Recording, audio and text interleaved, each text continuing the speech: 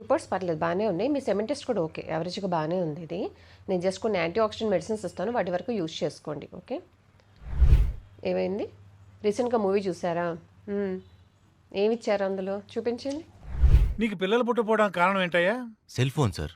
Pant జేబులో పెట్టుకుంటాను. ఆ రేడియేషన్‌కి, వైబ్రేషన్‌కి పరిగెత్తాల్సిన శుక్రకణాలు పడుకున్నాయని డాక్టర్స్ చెప్పారు సార్. అంతుందా?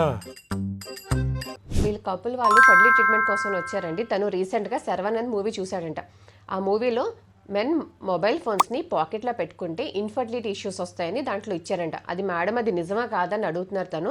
తనతో పాటు మీకు కూడా ఆ విషయాన్ని నేను ఇవాళ క్లారిఫై చేస్తాను.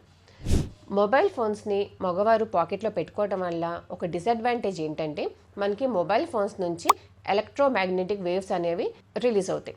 దాంతోపాటు మనకి హీట్ కూడా జనరేట్ అవుతుంది మొబైల్ ఫోన్స్ వల్ల. అవి మనం ప్యాంట్ పాకెట్లో అంటే టెస్టిస్‌కి దగ్గరగా పెట్టుకోవడం వల్ల ఒకటి ఏంటంటే ఈ రేడియేషన్ ఎఫెక్ట్ వల్ల మెన్‌లో వాళ్ళ స్పర్మ్ కౌంట్ తగ్గే అవకాశం ఉంది. అలాగే స్పర్మ్ మొటిలిటీ కూడా తగ్గొచ్చు.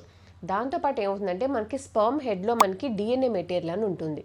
ఈ ఎలక్ట్రోమాగ్నెటిక్ వేవ్స్ వల్ల ప్లస్ దాని నుంచి జనరేట్ అయ్యి హీట్ వల్ల ఏమవుతుందంటే ఆ డీఎన్ఏ కూడా డ్యామేజ్ అయ్యి దానివల్ల ఏంటంటే ఫ్యూచర్లో వాళ్ళు ప్రెగ్నెన్సీ ప్లాన్ చేసినప్పుడు ఫర్టిలైజేషన్లో దానివల్ల ఎఫెక్ట్ అనేది చూపిస్తుంది అనమాట.